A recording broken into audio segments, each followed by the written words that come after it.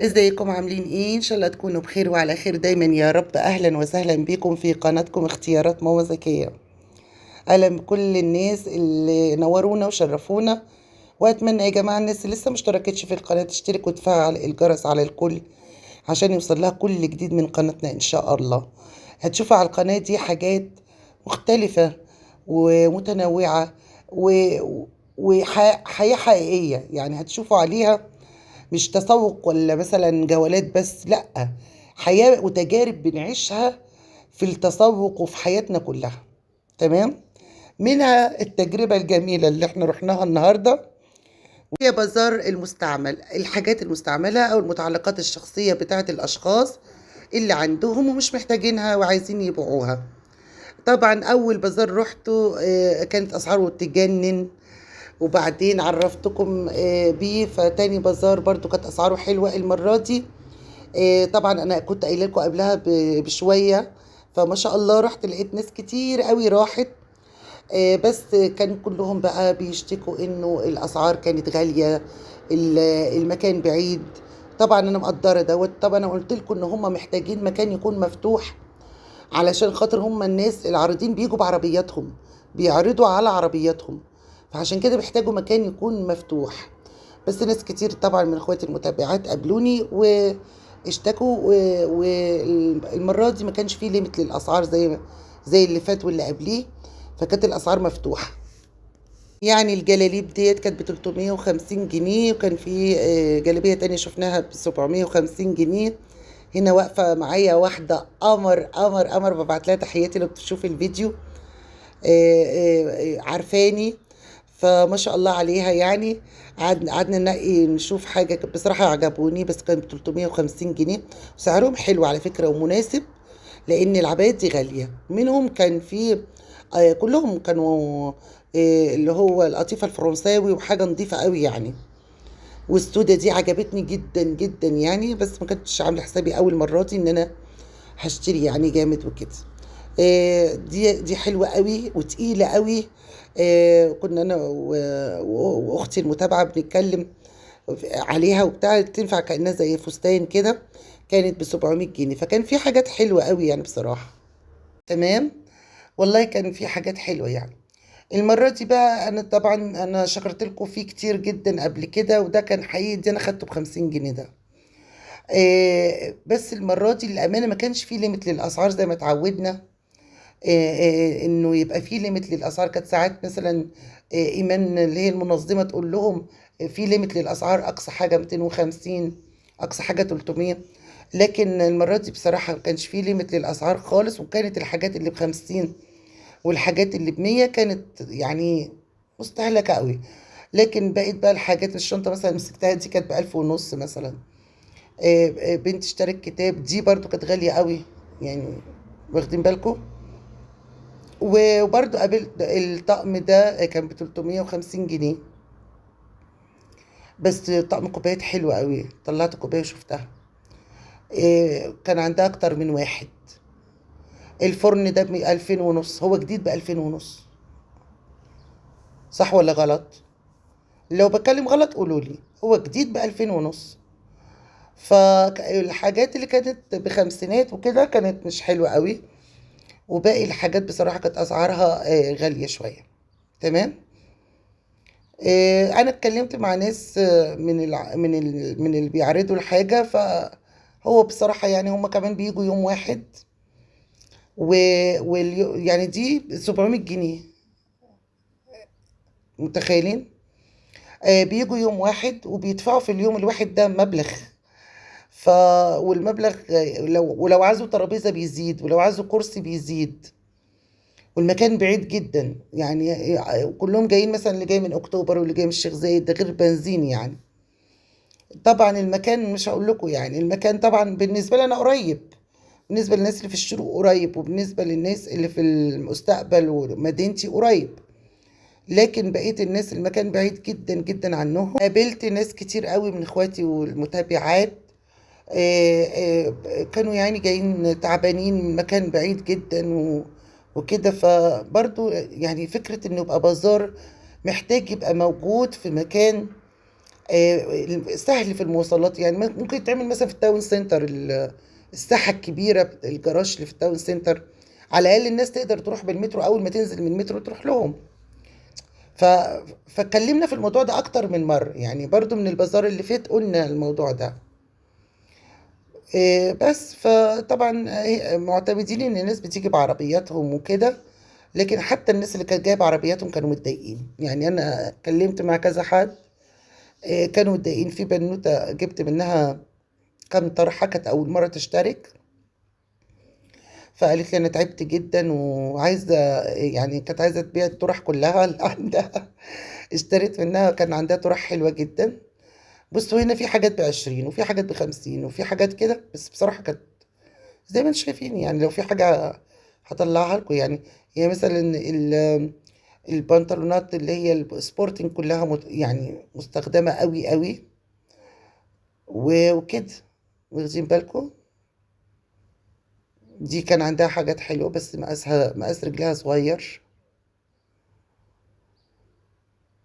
فهنا كان في ب200 وب500، اللي انا طلعته ده ب500. الجواكت دي كانت عاجباني، اللي طلعته ده ب500 جنيه. ما شفتش ب200 على الستاند، اللي قبليه ب500، واخدين بالكم كده بقى. فما لقيناش حاجات كتير، مثلا ب200 جنيه حلوة. الشنطة دي غالية جدا، دي ب3500 طبعا. ماركة وكده. الواحد لما بيلاقي حاجة ماركة بيقول يعني بيلاقي حاجة حلوة بيقول، ويقول ان هي تستاهل وكده. دي كانت غالية جدا، دي انا سألت عليها اهو. ف ده اللي كان المرة دي بقى، مش عارفة بقى، فحسيت انه المكان كان بعيد والناس ما كانتش مبسوطة، او ممكن عشان اخواتي المتابعات الكتير اللي راحوا هم اللي ادوني الطاقة دي. بس انا بقول حق ربنا، يعني حتى برضو الشمس كانت صعبة قوي، رغم ان احنا ابتدينا نخش في الشتاء، بس كانت الشمس صعبة جدا جدا يعني. ف ده برضو كان عندها حاجات حلوة، ده ب400 جنيه. للأمانة كان في حاجات حلوة يعني كتير، بس ما كانش في حاجات رخيصة كتير. او انا رحت على الساعة مثلا 12 بس، لا يعني هما فاتحين من الساعة 11، اكيد الساعة دي مش هتفرق يا جماعة ولا ايه؟ مثلا دي برضو كانت كلها 400 و350، كانش في حاجة ب200 كتير. الناس قعدت بقى تقلب، انا ما عنديش بص طقطان اقعد اقلب كده، تصدقوا؟ دي عشان حاجات اطفال. فكان في كل حاجة، كان في حاجات اطفال، كان في كتب، كان في اي حاجات منزلية، كان في اسمه ايه شتوي جواكت، وكان في شنط طبعا، كان في حاجات هاند ميد.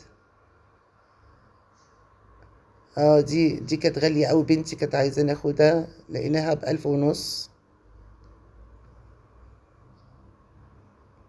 ودي اللي كان عندها الخواتم، خواتم ام50 جنيه. كنا بنتفرج عليها، وكان معانا هنا، كان واقف جنبي برضو 2 من اخواتي المتابعات. مم. خواتم ام50 جنيه دي، واتكلمنا مع بعض انا وهم وقالوا لي يا سوسو يعني يعني تعبوا عقبال ما راحوا البازار، والمكان بعيد قوي كان بالنسبة لهم يعني.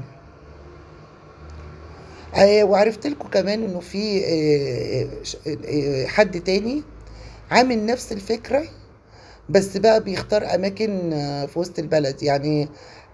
كان في يوم 14، اتفاجئت يعني والله، عرفت من العارضين.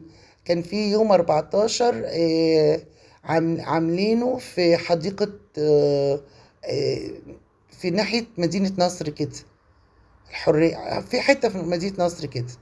واللي جاي يوم 20 هيعملوه في التحرير.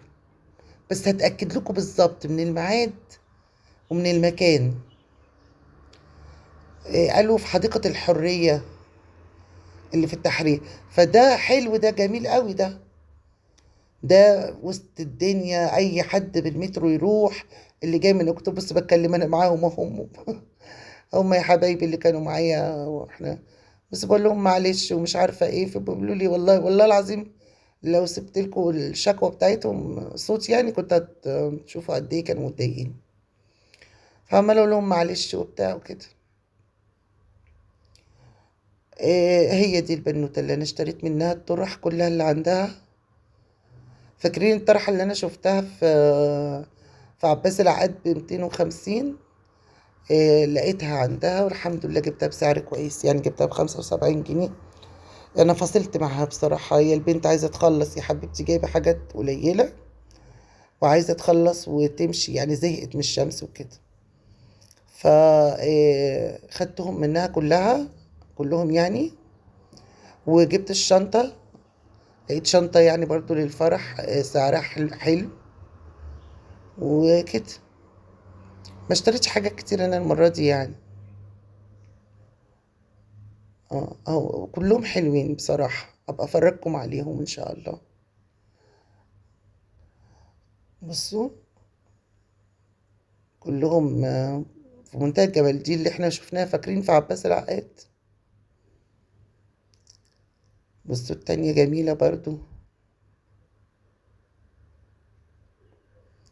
المهم بقى انا هتأكد لكم من الميعاد بتاع التحرير ده عشان برضو اقابلكم كلكم هناك. ده بقى جميل بقى ان شاء الله، ده هيبقى في وسط الدنيا. انا ما يبقى بعيد بالنسبة لي بس هيبقى قريب لكل الناس. يعني انا هركب مترو وانزل هناك، كلنا هنركب مترو. فده اتأكد لكم من ميعاده لو كده والله يعني.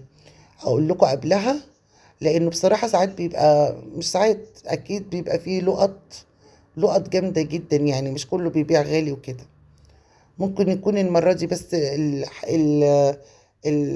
الحجز مثلا بقى غالي عليهم، فعشان كده بيحاولوا مثلا يغلوا شوية او بتاع. ف فعشان كده يمكن. لكن انا عذراهم، يعني عذراهم بصراحة.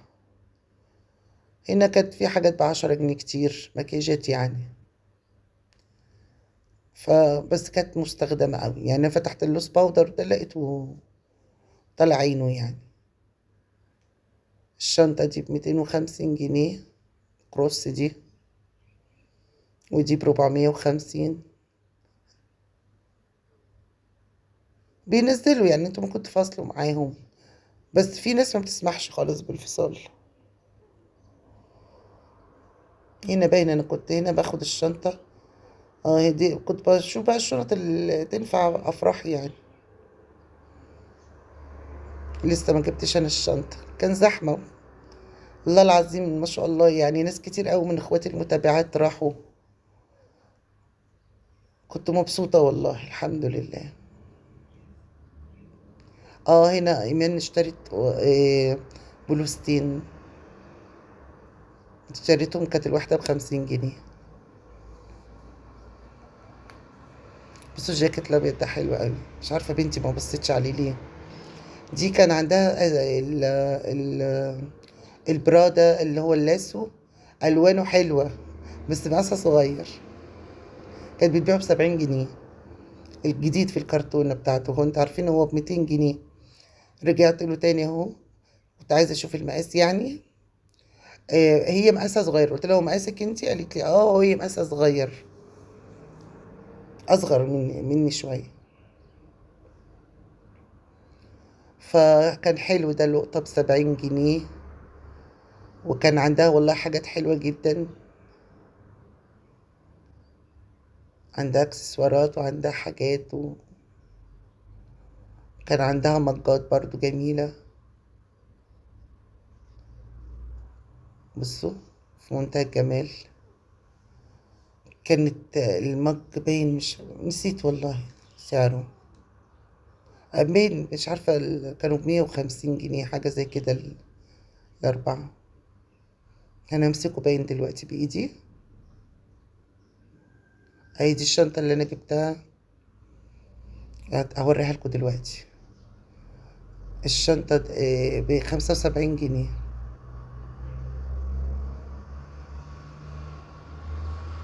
اما تلاقوني كده رايحة جاية كده، بيبقى حد بيكلمني من اخواتي المتابعات، او تبقى مثلا ايمان هي اللي ماسكة التليفون كده يعني. معلش، لانه كان زحمة فعلا، وكان يعني اخواتي المتابعات بيوقفوني كتير وبيتكلموا معايا وكده. حاولت اشوف هنا حاجة تكون مقاسي. خلاص كنا خلاص مروحين، ما لقيتش يعني. ده عجبني بس الكم يعني خفت من تحت الكتف كده، ايوه اللي انا ماسكاه كده بايدي. هو كلهم عجبوني بس من تحت الكتف كنت ضيقين، حاساهم ضيقين، عشان هي تلاقيها رفيعة من فوق وكده. فعشان كده خفت منهم من تحت الكتف. وطبعا كان في اكل، وكان في محشي كرنب، وكان في محشي ورق عنب، وكان في حاجات حلوة قوي. كان محشي ال... الورق العنب ربع كيلو كان ب75 جنيه. وكان في سانشات، وكان في المية كانت ب10 جنيه. كان في عصاير، وكان في كده يعني. كان في قعدة المرة دي، جايبين كراسي وقعدة الناس يعني لو عايز تاخد بريك وكده. ده بنتي قالت لي مش حلو عليك يا ماما. فكان عندها قمصان واسعة وحلوة قوي. ففي ناس بصراحة حاجتهم كانت حلوة، أسعارهم كانت حلوة. وفي ناس كانت الأسعار أوفر بصراحة، وما كانتش الحاجات قوي.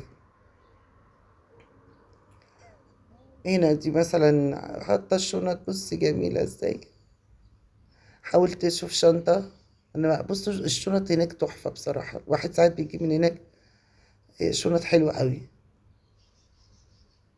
هتأكد لكم من بتاع وسط البلد ده او بتاع التحرير، واشوفكم هناك يعني، اعرف لكم بجد امتى اللي هو هيتعمل في التحرير، واقول لكم طبعا، ونتقابل هناك. لانه فعلا بيبقى فيه حاجات حلوة قوي، وحاجات لقط، وحاجات بتبقى متشالة في الدولاب وما بتتلبس غير مرة واحدة. كلنا عندنا كده. بصوا ما شاء الله ما شاء الله. كان زحمة يا زحمة يعني. المرة دي كان زحمة قوي يعني.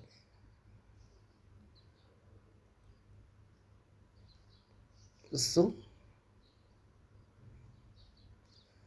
فإن شاء الله قريب أجيب لكم البازار التاني لو عجباكم يعني الفكرة. أنا أحب أشوف كده الحاجات اللي من زمان، انتوا عارفين أنا بحب أروح أشوف الحاجات المستعملة، وأشوف الحاجات دي من أيام سوق التونسي.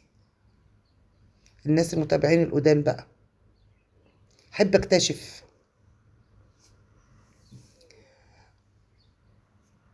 فإن شاء الله أجيب لكم البازار اللي جاي بأمر الله.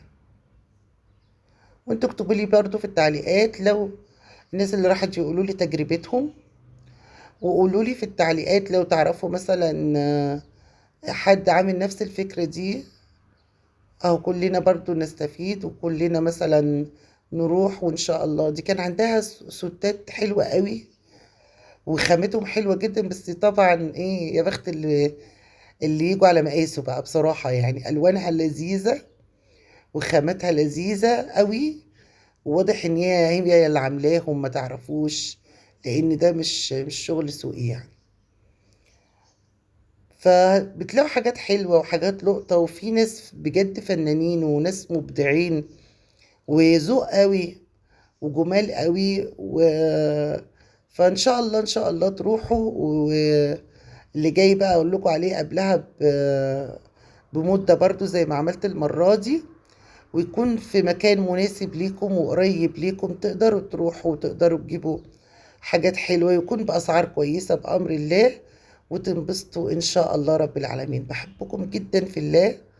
اكتبوا لي تعليق حلو زي لكم الجميلة، والسلام عليكم ورحمة الله وبركاته.